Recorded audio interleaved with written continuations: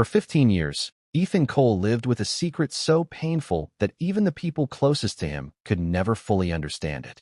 If you had seen him stepping out of a private jet or walking through the glass doors of one of his corporate headquarters, you would have assumed he had everything a man could ever want: wealth, influence, respect, the kind of success most people spend their entire lives chasing. Yet on a cold October evening, inside a private hospital just outside Boston, all of that meant absolutely nothing. Rain hammered against the windows as Ethan sat alone in a dimly lit waiting room.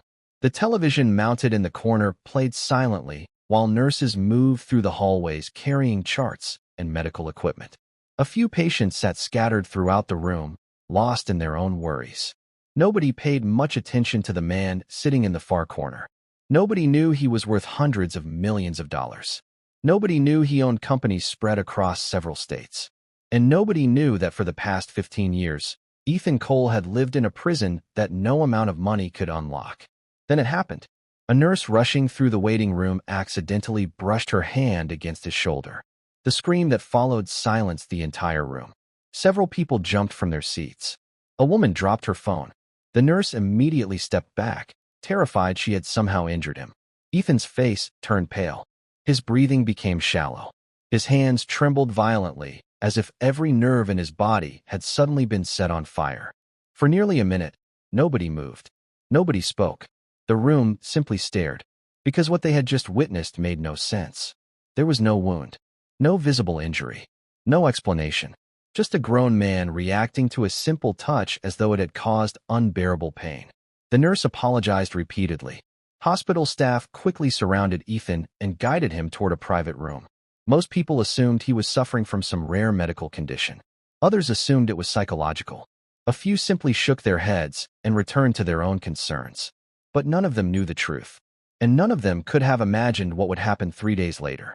Because 3 days later, a complete stranger would accidentally touch the same man. And for the first time in 15 years, nothing happened. No scream, no panic, no pain, nothing. The moment lasted less than 2 seconds. Yet it would change everything. It would force doctors to question everything they thought they knew. It would reopen wounds buried deep in Ethan's past. And it would introduce him to a woman whose arrival seemed ordinary at first, but would eventually become the most important event of his entire life. The strange part wasn't that Ethan hated being touched. The strange part was that nobody could explain why.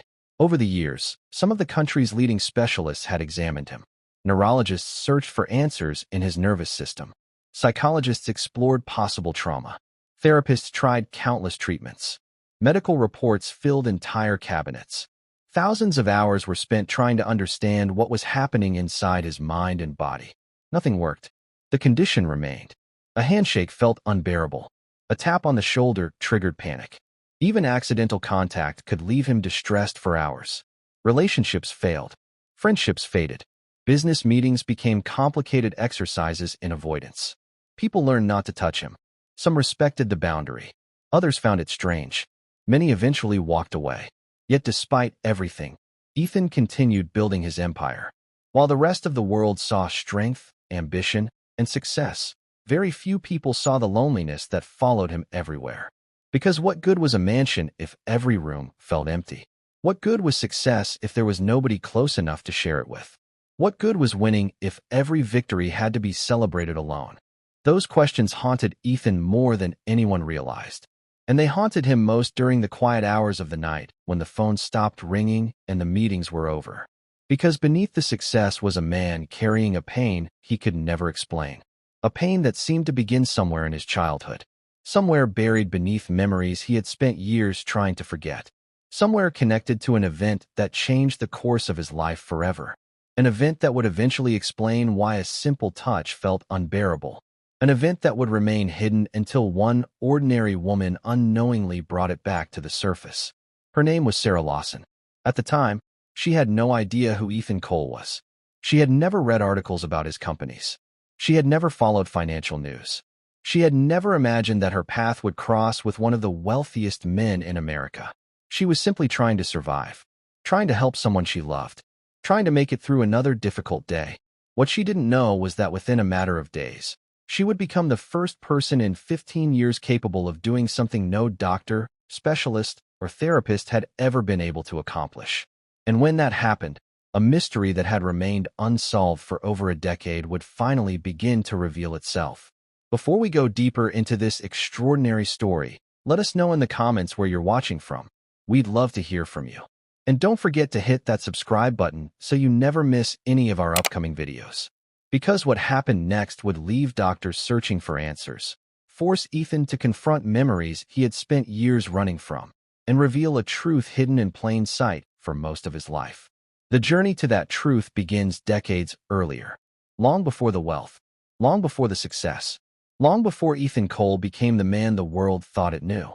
This hook is designed to create multiple curiosity loops in the first 90 seconds. Asterisk, why does touch hurt him? Asterisk, what happened in his childhood? Asterisk, who is Sarah? Asterisk, why can she touch him? Asterisk, what truth has been hidden for years? Each unanswered question encourages viewers to continue watching into the next section. The more doctors studied Ethan Cole, the less they seemed to understand him. At first glance, his condition appeared straightforward. A man experienced severe pain whenever another person touched him. But the deeper specialists looked, the more confusing the mystery became. Brain scans revealed nothing that fully explained his reactions. Blood tests offered no answers. Neurological examinations ruled out several conditions that doctors initially suspected. Every new expert arrived with confidence. Every expert eventually left with questions. For 15 years, Ethan lived inside a contradiction. His body reacted as though touch was dangerous, yet there was no visible injury causing it. Some physicians believed the answer had to be hidden somewhere within his nervous system. Others believed the cause was psychological. A few suggested it might be a combination of both. None could explain why the symptoms remained so powerful after all those years. The first question was simple. Why did human touch feel like fire? Those closest to Ethan often struggled to understand what he experienced. They assumed he disliked physical contact. They assumed it was a preference. But according to the notes gathered by specialists throughout the years, what Ethan felt went far beyond discomfort. A simple pat on the shoulder could trigger intense panic. A handshake could cause his muscles to tighten instantly.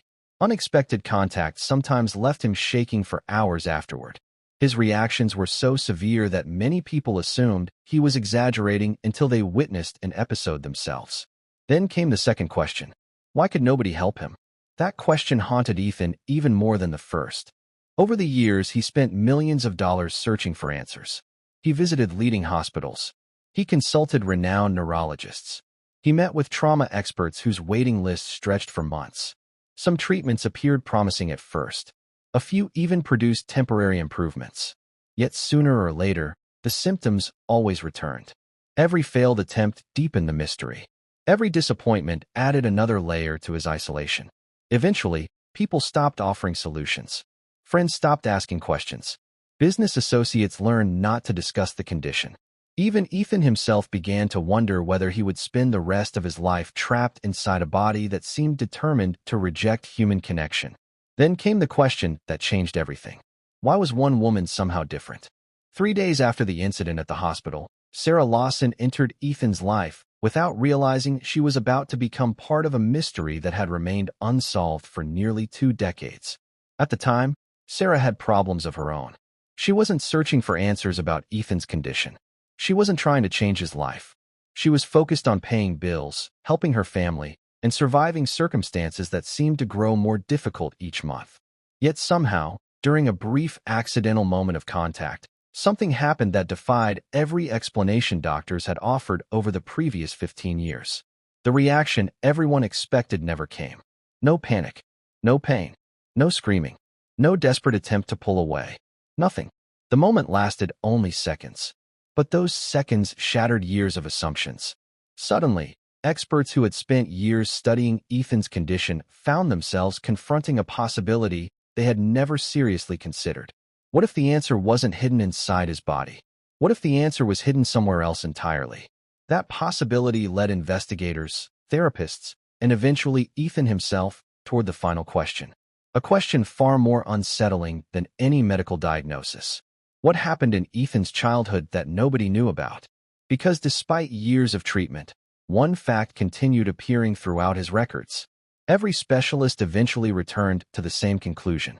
Whatever was happening to Ethan seemed connected to something buried deep in his past, something powerful enough to shape the course of his entire life, something he rarely discussed, something that even those closest to him knew very little about. The strange thing was that Ethan himself struggled to explain it. His childhood memories often felt fragmented, like pieces of a puzzle scattered across a floor. Certain moments remained crystal clear. Others existed only as flashes. A sound, a hallway, a voice, a door closing, the smell of smoke, the feeling of fear. Whenever therapists attempted to guide him back toward those memories, Ethan became uncomfortable. Sometimes he changed the subject. Sometimes he ended sessions early. Sometimes he simply sat in silence. It was as if his mind had spent years protecting him from something he wasn't ready to face. And perhaps it had, because hidden somewhere in those forgotten years was the answer to every question that had followed him into adulthood. The answer to why touch felt unbearable. The answer to why treatment had failed. The answer to why Sarah Lawson was different. The answer to why a successful man surrounded by wealth still felt profoundly alone. And that answer did not begin in a hospital. It did not begin in a doctor's office. It did not begin inside one of Ethan's corporate towers. It began 20 years earlier, in a house nobody wanted to talk about. A house where appearances concealed painful truths. A house where fear quietly settled into the walls. A house where one night would leave a mark on a young boy that would follow him for the rest of his life. And as Ethan was about to discover, the memories buried inside that house were far from finished with him. To understand Ethan Cole's condition, you have to forget the private jets, the boardrooms, and the success that would eventually make him famous. Long before he became the man sitting alone in that hospital waiting room, Ethan was simply an 8-year-old boy trying to make sense of a world that rarely felt safe. He didn't grow up surrounded by wealth. He didn't live in a mansion. The house he grew up in stood on a quiet street where most neighbors kept to themselves and rarely asked questions. From the outside, it looked like any other family home. The lawn was trimmed. The curtains stayed drawn. The lights came on every evening.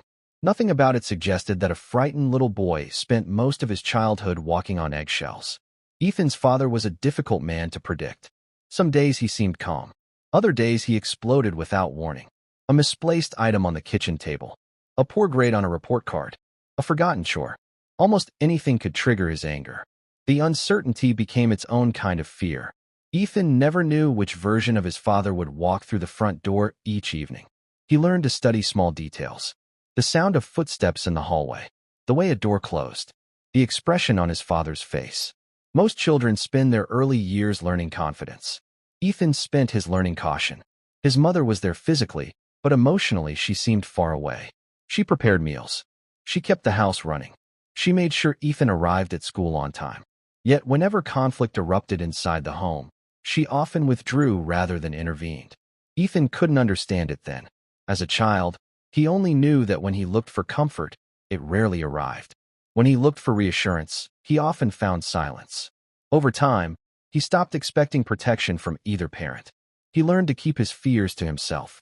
Years later, trauma specialists reviewing Ethan's history would identify something important. Most children associate touch with safety. A hand on the shoulder. A hug after a difficult day. A parent helping them across the street.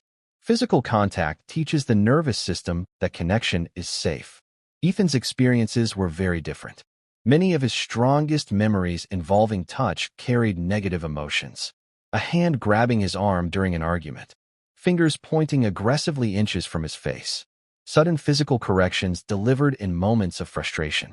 Gradually, without realizing it, Ethan's young mind began connecting touch with criticism, punishment, tension, and fear.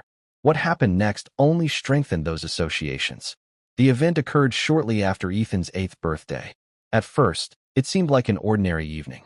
The family was home. Dinner had ended. The neighborhood was quiet. Nothing appeared unusual. Then everything changed. The first thing Ethan noticed was the smell. A sharp scent drifting through the hallway. Moments later came shouting. Then panic. Then confusion. A fire had started inside the house. Years later, Ethan would struggle to remember every detail. Trauma has a way of scattering memories into fragments. But certain moments remained painfully clear. The sound of alarms. Smoke filling rooms. Adults yelling over one another. The heat growing stronger by the second. shadows moving frantically through the haze.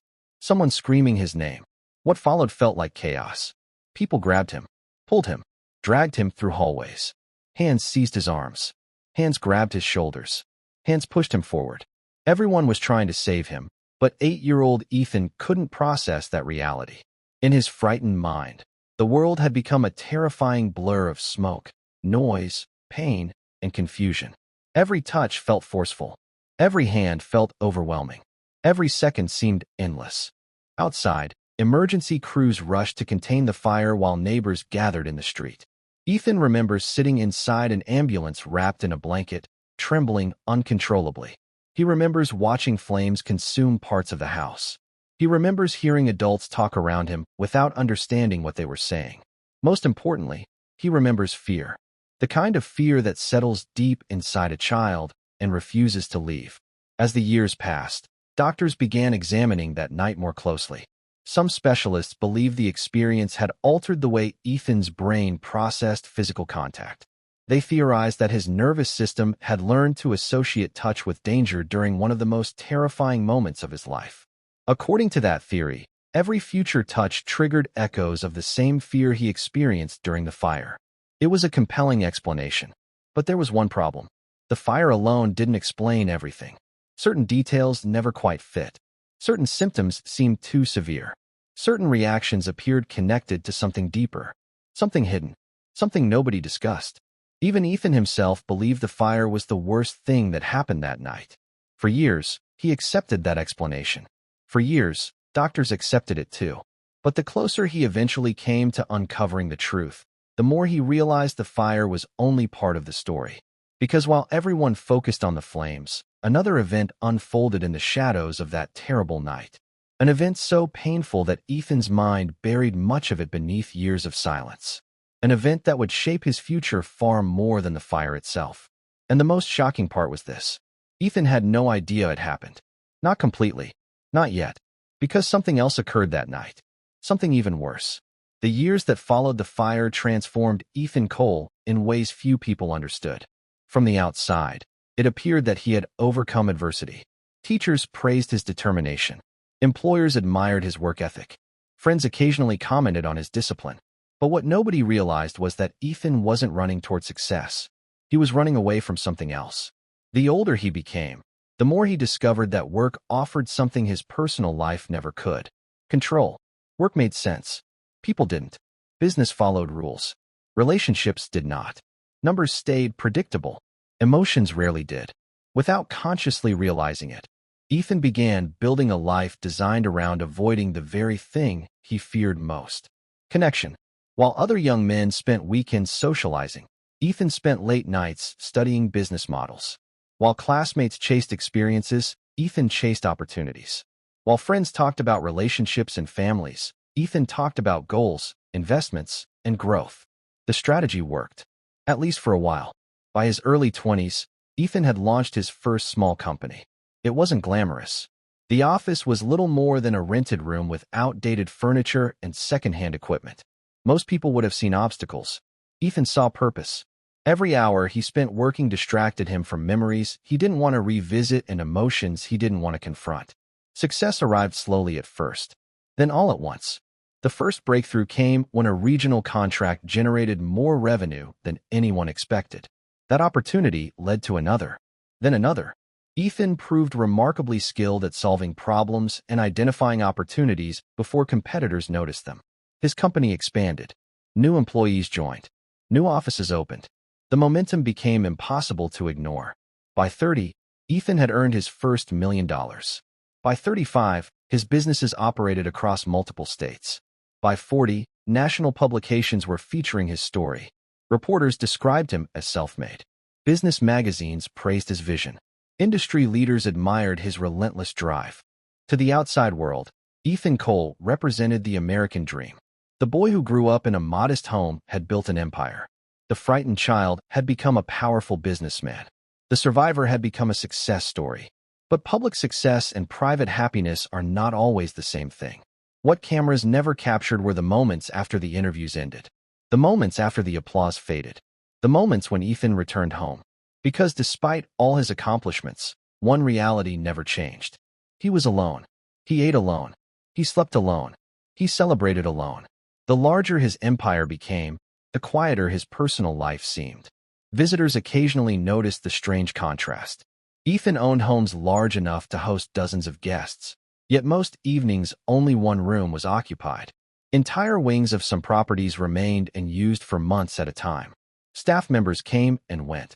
Business associates filled conference rooms. Yet genuine companionship remained absent. One image seemed to capture his life perfectly. A massive dining table designed to seat 12 people. One plate. One occupied chair. Nothing else. The scene repeated itself more often than anyone knew.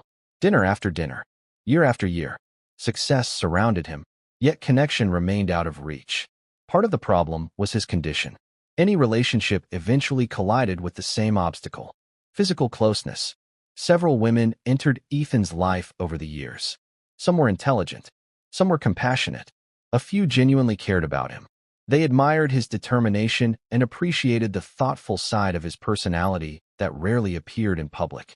At first, things often seemed promising. Conversations lasted for hours. Shared interests created excitement. Trust slowly developed. Then came the moment every relationship eventually reached. A hand held across a table. An embrace. A simple gesture of affection. And everything changed. Trying to explain his condition proved difficult. Most people wanted to understand. Some genuinely tried. Yet few could fully grasp what Ethan experienced. How do you explain that kindness can feel threatening?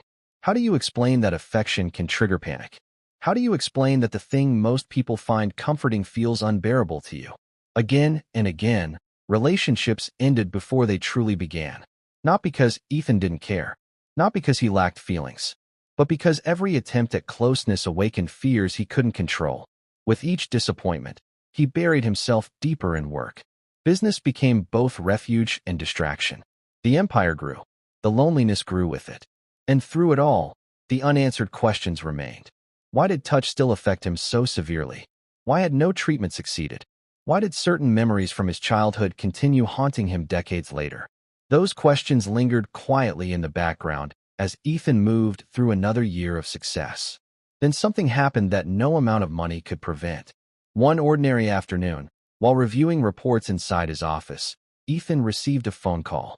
At first, he assumed it was another business matter, another contract, another problem requiring attention. Instead, a voice on the other end delivered news he never expected to hear. His mother had been admitted to a hospital. Her condition was serious. Doctors were concerned. The situation was deteriorating rapidly. For several moments, Ethan couldn't speak. The relationship between mother and son had always been complicated. Years of distance and unresolved questions stood between them. There were conversations they never had, memories they never discussed, pain neither of them had fully acknowledged. Yet hearing those words triggered something inside him. Because regardless of the past, she was still his mother. And suddenly, all the meetings, investments, and business victories that once seemed important faded into the background. For the first time in years, Ethan found himself confronting something he couldn't solve with hard work. Something he couldn't negotiate. Something he couldn't control. As he stared silently at the city skyline beyond his office window, he had no way of knowing that this phone call would set into motion a chain of events that would change his life forever. Because the journey back to his mother's bedside would eventually lead him to answers buried for decades. It would force him to revisit the night of the fire. It would uncover secrets hidden inside his family's past. And it would bring him face to face with a woman named Sarah Lawson. The same woman who, just days later, would accomplish what 15 years of doctors, therapists, and specialists could not. By the time Sarah Lawson entered Ethan Cole's life, neither of them was looking for a miracle. Ethan was focused on his mother's declining health. The phone call that had shattered his carefully controlled world weeks earlier still weighed heavily on him. Every day seemed divided between hospital visits, difficult conversations with doctors, and the responsibilities of managing a business empire that refused to slow down simply because its owner was struggling. The questions surrounding his childhood had also begun resurfacing with unusual intensity. Memories he had spent years avoiding appeared unexpectedly. Certain details about the fire, certain gaps in his recollection, certain moments involving his mother that no longer seemed as clear as he once believed. Sarah, meanwhile, was carrying burdens of her own. The mounting pressure of caring for her family had left her exhausted. She worked long hours. She worried constantly. Some nights, she barely slept. The opportunity to work for Ethan offered stability she desperately needed, but she viewed it as exactly that, a job. Nothing more. Neither of them understood they were moving toward a moment that would challenge everything doctors believed about Ethan's condition. The day itself began like countless others. Ordinary, uneventful, forgettable, which perhaps explains why neither Ethan nor Sarah recognized its significance until it was already happening. The interaction occurred inside one of Ethan's properties during an otherwise routine afternoon. Staff moved throughout the building handling their responsibilities. Conversations drifted in and out of nearby rooms. Outside, life continued as normal. Then a small accident changed everything. Sarah was carrying a stack of documents while moving quickly through a hallway. Distracted for only a second, she caught the edge of her shoe against a raised section of flooring. She lost her balance. The papers slipped from her hands. Her body pitched forward. Instinct took over. Without thinking, Sarah reached out to stop herself from falling and grabbed Ethan's arm. For a moment, time seemed to stop. No one spoke. No one moved. Because everyone present understood exactly what should happen next. For years, Ethan's reactions had followed a pattern. Touch, pain, panic, distance. The sequence was as reliable as gravity. Anyone who knew him expected the same outcome now. Sarah certainly did. The instant she realized what had happened, her stomach dropped. She had heard about Ethan's condition.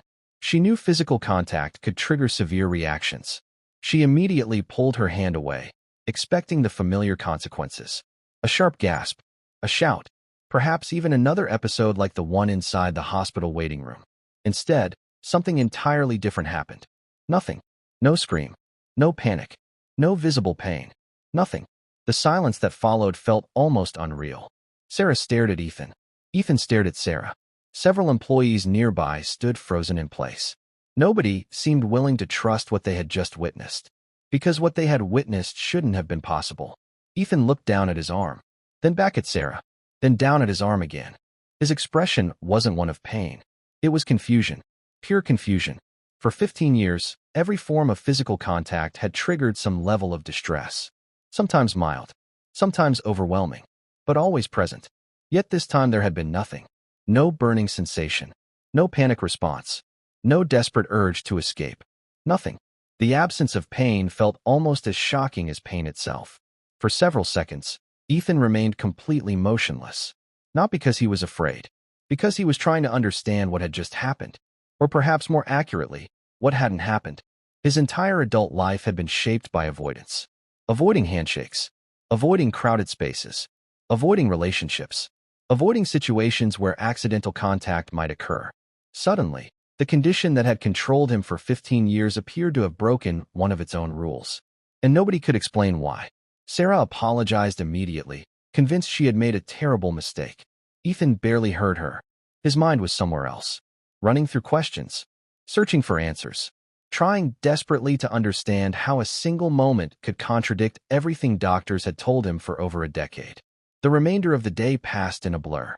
Conversations felt distant. Meetings became impossible to focus on. Every thought returned to the same moment. Sarah's hand on his arm. No pain. No fear. No reaction. That night, however, something happened that disturbed Ethan even more. Because as remarkable as the physical contact had been, it wasn't the event itself that stayed with him. It was what followed. Hours later, alone inside his home, Ethan found himself sitting quietly in a room he rarely used. For reasons he couldn't explain, memories began surfacing. Not complete memories. Fragments. Pieces. The same way they had appeared during therapy sessions years earlier. A hallway. A voice. The smell of smoke.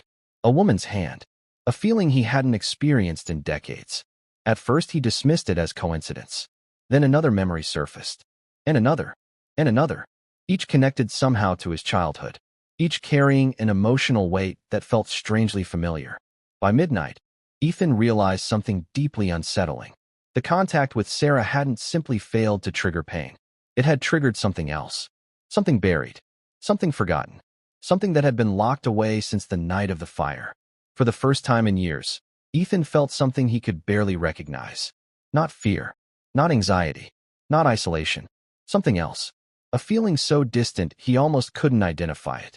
A feeling connected to a version of himself that existed before the trauma, before the loneliness, before 15 years of avoiding human contact. And that realization frightened him more than he wanted to admit. Because if Sarah's touch could awaken memories buried for decades, then perhaps the answers he had been searching for were finally within reach. But those answers would also force him to confront truths he had spent a lifetime avoiding. And as Ethan would soon discover, the most important secret from the night of the fire was still waiting to be uncovered. A secret that would change everything he believed about his past. The days following the incident with Sarah Lawson became some of the most confusing and emotionally exhausting of Ethan Cole's life. For 15 years, his condition had followed the same rules. Every doctor, every therapist, and every specialist had worked from the assumption that those rules were permanent. Then, in a matter of seconds, Sarah had unknowingly shattered them. At first, Ethan tried to convince himself it was an isolated event, a coincidence, a moment his mind had somehow misinterpreted. But the question refused to leave him alone. Why her? The thought followed him everywhere. During meetings, during hospital visits, late at night, when sleep refused to come. No matter how hard he tried to focus on other things, his mind always returned to the same mystery. Why had Sarah been different? Eventually, curiosity turned into obsession. Because if there was an answer, then perhaps there was hope. And if there was hope, then perhaps 15 years of pain and isolation had not been permanent after all. The more Ethan thought about it, the more impossible the situation seemed. Sarah Lawson was not a doctor. She had not undergone years of specialized training. She had not developed some revolutionary treatment. She had simply reached out instinctively to stop herself from falling. Yet somehow she had accomplished what no expert had ever managed to achieve. The question became impossible to ignore. Why now? For years, Ethan had searched for answers without success. He had met some of the most respected specialists in the country. He had participated in experimental therapies. He had spent enormous amounts of money trying to understand his condition. Nothing worked. Then, at a point in his life when he had nearly stopped believing recovery was possible, everything suddenly changed. The timing felt almost too precise, as though events that had remained disconnected for decades were somehow beginning to align. And then came the most troubling question of all. Why only Sarah? Because Ethan soon discovered something even stranger. Over the following days, doctors carefully recreated controlled situations. Every precaution was taken. Every observation was documented. Medical professionals wanted evidence before drawing conclusions. The results were impossible to ignore. Physical contact from other people continued producing symptoms. Not always severe, but noticeable. His nervous system still reacted. His anxiety still increased. The familiar discomfort remained. Yet when Sarah was involved, the response was dramatically different. Nobody could explain it. Not Ethan. Not Sarah. Not the specialists. The mystery only deepened. Soon, experts who had not examined Ethan in years returned to review his case. Psychologists revisited old assessments. Neurologists compared previous scans and records. Trauma specialists reviewed thousands of pages of notes collected over the years. Everyone searched for an explanation. Everyone reached the same conclusion. The answer was probably hidden somewhere in Ethan's past. As the investigation continued, something unexpected began happening. Memories. Small fragments surfaced with increasing frequency. At first they appeared without warning. A sound, a face, a feeling. Then the memories became more specific. For years, Ethan had believed the house fire was the central trauma of his childhood. It was the event everyone focused on. It was the event therapists discussed. It was the event most often connected to his condition. But now another possibility was emerging. Something else had happened. Something his mind had buried so deeply that even he struggled to access it. One afternoon, during a lengthy session with a trauma specialist, Ethan was asked a simple question. What exactly did Sarah remind him of? At first, he didn't understand. Then the therapist explained. Sometimes the brain recognizes connections before conscious awareness does. Certain facial expressions, certain tones of voice, certain behaviors. Sometimes people trigger buried memories without realizing it. The idea lingered in Ethan's mind long after the session ended. That evening, he found himself studying Sarah more carefully. Not in a romantic sense. Not out of curiosity alone. but because something about her felt familiar. The realization arrived gradually. Then all at once. It wasn't her appearance. It wasn't the way she dressed. It wasn't even her voice. It was something much deeper. The way she spoke when someone was afraid. The calmness she carried during stressful situations.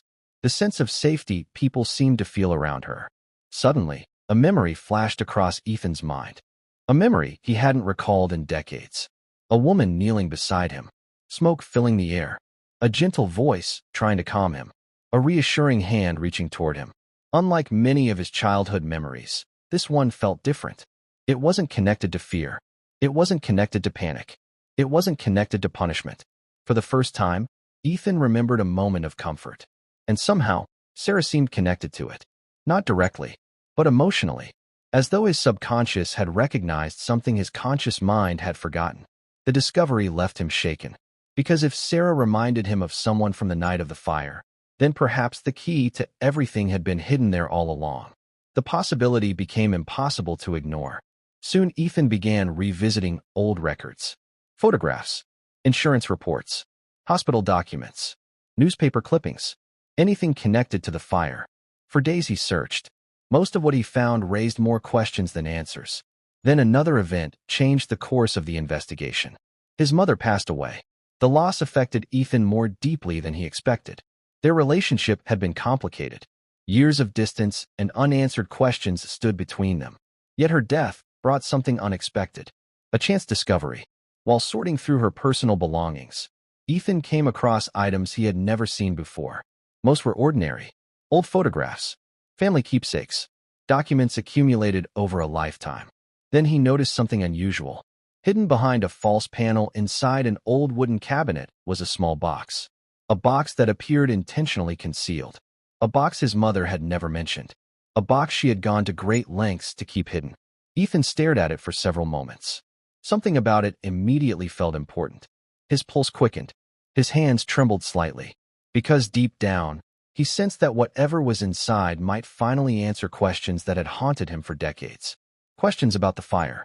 Questions about his childhood. Questions about why Sarah Lawson had changed everything.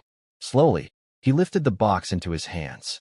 And in that moment, without even opening it, Ethan knew his life was about to change forever. For several minutes, Ethan Cole simply stared at the box. The room around him felt unusually quiet. Outside the window, the world continued moving as it always had. Cars passed. People went about their day. Life continued uninterrupted. Yet for Ethan, everything seemed suspended in a single moment. Because somehow he knew. He couldn't explain why. But deep down, he sensed that whatever had been hidden inside that box was connected to the questions that had followed him for most of his life. Questions about the fire. Questions about his childhood. Questions about why Sarah Lawson had succeeded where every doctor had failed. Slowly, he lifted the lid. At first, nothing appeared extraordinary. A collection of old photographs sat neatly stacked on top. Some showed family gatherings from years earlier. Others captured moments Ethan barely remembered.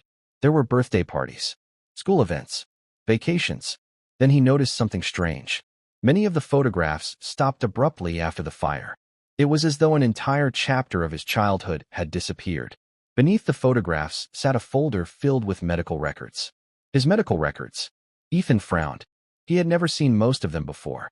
Page after page documented evaluations conducted shortly after the fire. Notes from doctors. Observations from counselors. Recommendations from specialists. The further he read, the more confused he became. Because several reports described concerns that nobody had ever discussed with him. References to emotional distress, separation anxiety, attachment disruption, behavioral withdrawal. The terminology felt clinical, but one thing became increasingly clear. The professionals treating him years earlier had been worried about far more than the fire itself.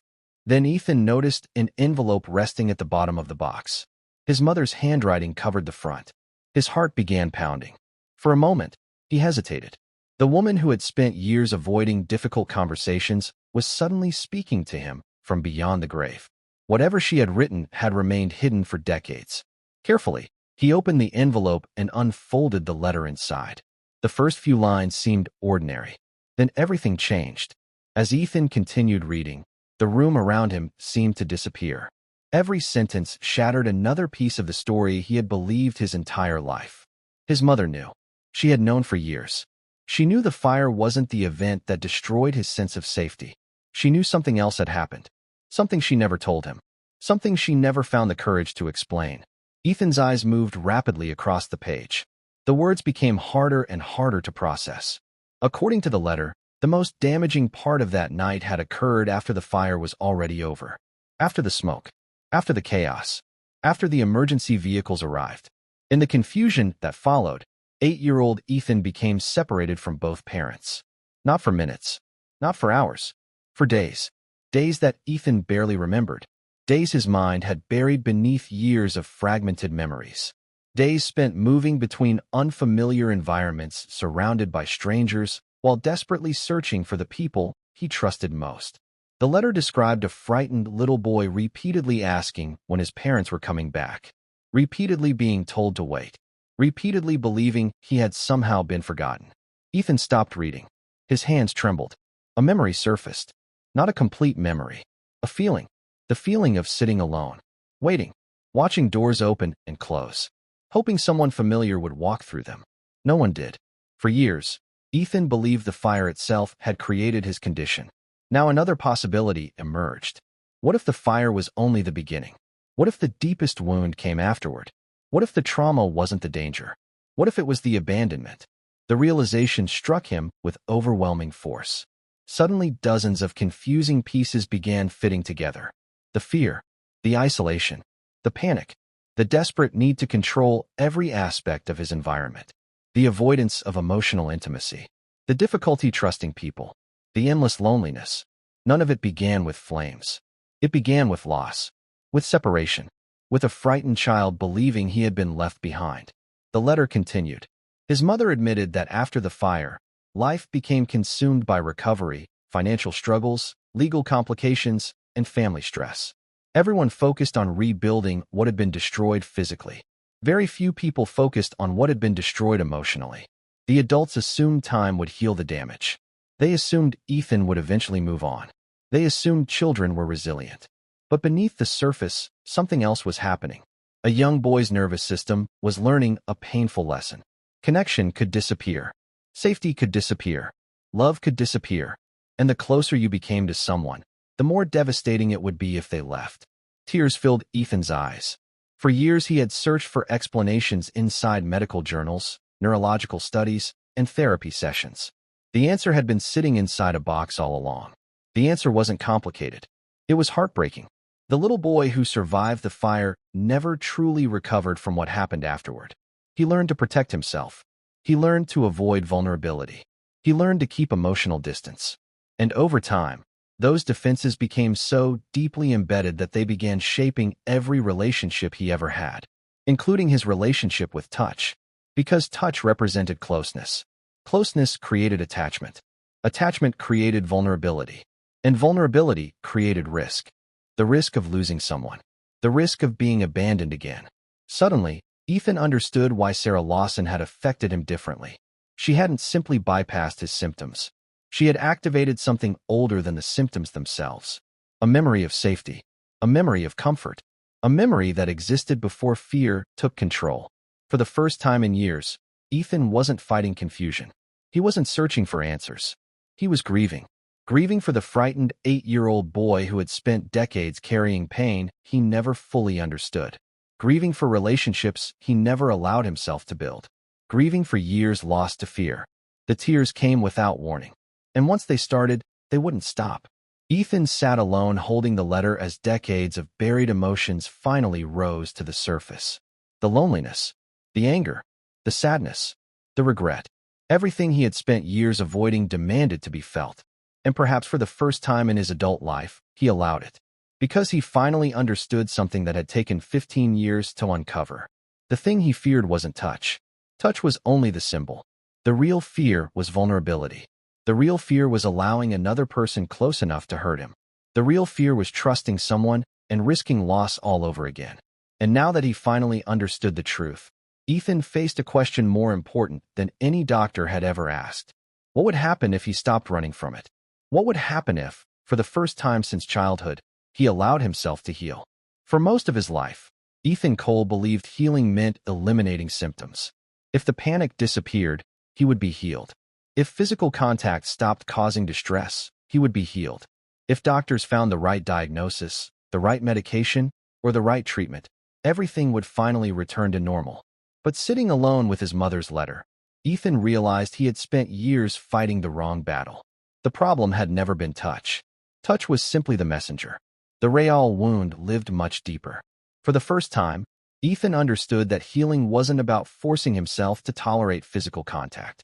It wasn't about pretending the pain didn't exist. It wasn't about finding another specialist who could offer another theory. It was about facing the frightened 8-year-old boy he had spent decades trying to leave behind. Several weeks later, Ethan made a decision that surprised everyone around him. He returned to therapy, not the kind focused solely on symptoms, not the kind designed to manage reactions. This time he sought something different. He wanted answers. He wanted understanding. Most importantly, he wanted to heal the source of the pain instead of spending another decade fighting its consequences. The process wasn't easy. Some sessions left him emotionally exhausted. Some memories proved difficult to revisit. There were moments when he wanted to walk away. Moments when confronting the truth felt harder than avoiding it. Yet something had changed. For the first time, Ethan wasn't trying to outrun his past. He was moving toward it. Gradually, pieces of his childhood began fitting together. The fear, the loneliness, the abandonment, the desperate need for control, the emotional walls he had built around himself. Everything suddenly made sense. His condition wasn't evidence that he was broken. It was evidence that he had survived. His mind had created defenses to protect him when he was too young to protect himself. The problem was that those defenses never disappeared. They followed him into adulthood. They followed him into every friendship, every relationship, every success, every failure. And now, finally, he was learning how to let them go. Meanwhile, Sarah Lawson's life was changing too. Although she never expected to become part of Ethan's journey, her presence had altered the course of both their lives. The financial struggles that once consumed her days gradually began easing. The burden of medical expenses that had weighed heavily on her family became manageable. For the first time in years, she could think beyond immediate survival. She could think about the future she had nearly given up on, the future she had spent years postponing while caring for the people she loved. As her family's circumstances improved, something else happened. The stress that had divided family members for years slowly faded. Conversations became easier. Relationships grew stronger. People who had drifted apart found reasons to reconnect. The future Sarah had fought so hard to protect finally seemed possible. And throughout it all, an unexpected friendship developed between her and Ethan. Not built on obligation, not built on sympathy, built on honesty. For perhaps the first time in his adult life, Ethan allowed another person to know who he truly was. Not the businessman, not the public figure, not the man who appeared on magazine covers. The real Ethan, the boy who grew up afraid, the man who spent years hiding pain behind success, the person he had spent decades protecting from the world. And something remarkable happened. The more vulnerable he became, the less power his fears seemed to hold. Months passed. Progress came slowly. Then one afternoon, something occurred that would have seemed impossible only a year earlier. Ethan found himself standing outside a rehabilitation center after completing a particularly emotional therapy session. The session had focused on trust, on safety, on connection. For hours he had discussed the fears that shaped his life. The fears that began after the fire. The fears that followed the abandonment. The fears that convinced him distance was safer than closeness. When the session ended, he stepped outside and sat quietly on a bench, lost in thought, reflecting on everything he had learned, everything he had avoided, everything he was finally beginning to understand. A few moments later, an elderly man emerged from the building accompanied by his daughter. The man appeared emotional, unsteady, overwhelmed. Without hesitation, the daughter wrapped her arms around him. The simple gesture stopped Ethan in his tracks. For years, scenes like that had filled him with discomfort. Now something felt different. He didn't see danger. He didn't see vulnerability. He saw connection. He saw comfort. He saw love. And for the first time, he wanted that too. Not later. Not someday. Now. Several days afterward, Ethan visited Sarah. The conversation began normally. They spoke about family, life, the future. Then a silence settled between them. A comfortable silence. The kind that only exists between people who trust one another. Ethan looked at Sarah and realized something. The fear that had controlled him for 15 years no longer felt in control. It was still there, but it no longer ruled his life. For a moment, neither of them spoke. Then Ethan did something he had not done willingly in decades. He stepped forward and embraced another human being. There was no panic, no burning sensation, no desperate urge to pull away. Only emotion. Raw, overwhelming emotion. Years of loneliness seemed to collapse into a single moment. Years of fear, years of isolation, years spent believing he would never experience normal human connection again. Gone. Tears filled his eyes. Not because he was hurting, because he wasn't. For the first time in decades, Ethan Cole experienced something he thought he had lost forever. Safety, connection, belonging. The feeling lasted only seconds. Yet it represented 15 years of healing, 15 years of searching, 15 years of unanswered questions finally leading somewhere meaningful. And as he stepped back, Ethan realized something his younger self desperately needed to hear. The world was not as dangerous as he believed. Connection was not the enemy. Vulnerability was not weakness. And the people who genuinely cared about him were never the threat. The frightened boy who survived the fire had spent decades protecting himself from pain. The man standing there finally understood that healing required something different. Trust, acceptance, and the courage to let people in. Because in the end, the greatest miracle wasn't that Ethan Cole learned how to be touched again. It was that he learned how to connect. The man who feared touch had finally discovered what he had been searching for all along. Not freedom from pain, but freedom from fear. Looking back, it would be easy to describe Ethan Cole's story as a story about touch. After all, that was the mystery that first captured everyone's attention. A successful businessman unable to tolerate physical contact. A condition that baffled doctors for 15 years. A chance encounter with Sarah Lawson that changed everything. But the deeper truth was far more human than that. Because Ethan's story was never really about touch. It was about fear. The fear of being hurt. The fear of being abandoned. The fear of trusting someone enough to let them matter. For most of his life, Ethan believed the safest way to avoid pain was to keep people at a distance. He built walls so high that eventually even he forgot they were there. Those walls helped him survive. They helped him protect himself. They helped him become successful. But they also kept him isolated. They kept him lonely. And they kept him from experiencing the very thing every human being needs. Connection. The irony is that many of us do the same thing. Not in exactly the same way. Not with the same experiences. But in ways that are often harder to recognize. Some people hide behind work. Some hide behind success. Some hide behind humor. Some hide behind independence. Some convince themselves they don't need anyone at all. Yet beneath those defenses is often the same desire. To feel understood. To feel accepted. To feel safe. To feel connected. For years, Ethan searched for answers in hospitals, medical reports, therapy offices, and scientific explanations. He believed the solution would arrive from somewhere outside himself. Instead, the answer was waiting inside a memory he had spent decades avoiding. A frightened little boy sitting alone after a terrible night. A child who believed he had been forgotten. A child who learned that getting close to people could lead to heartbreak. A child who carried that lesson into adulthood without ever realizing it. And perhaps that is why Sarah Lawson's arrival changed everything. She didn't cure Ethan. She didn't perform a miracle. She didn't erase 15 years of pain. What she did was something much more important.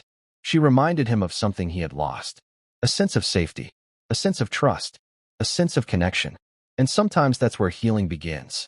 Not with a dramatic breakthrough. Not with a perfect solution. But with one moment. One conversation. One realization. One person who helps us see ourselves differently. For Ethan, that moment arrived through an accidental touch.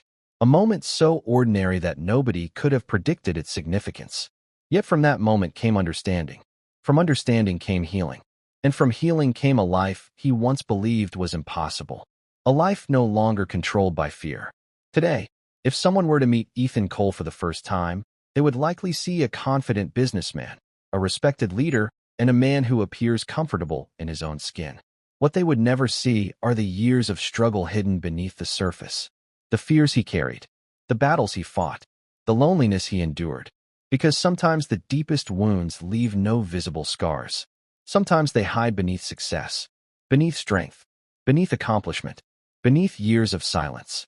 And sometimes the people who seem strongest are carrying burdens nobody else can see. That is why Ethan's story matters. Not because his experience was unusual, but because the emotions behind it are universal. Everyone carries something. Everyone has a chapter of their life they rarely talk about. Everyone has a wound that shaped them. And everyone faces a choice, whether to keep running from it or finally confront it. Ethan spent years believing his condition was the problem. In reality, it was the symptom. The real problem was the pain he never allowed himself to face. Once he understood that, everything began to change. Because healing doesn't always happen when we eliminate our fears. Sometimes healing happens when we understand them. Sometimes healing happens when we stop fighting the past and start learning from it. And sometimes healing arrives in the form of one unexpected moment. One conversation, one memory, one act of kindness, one accidental touch. Thank you for watching. Now we'd love to hear your thoughts. Do you think Ethan's condition was primarily physical, psychological, or a combination of both? And have you ever experienced a moment that completely changed the direction of your life? Share your thoughts in the comments below. If Ethan's journey resonated with you, don't forget to like this video, subscribe to the channel, and turn on notifications so you never miss another powerful story. And remember, every mind has a story. Sometimes the most important one is the story we're afraid to tell ourselves.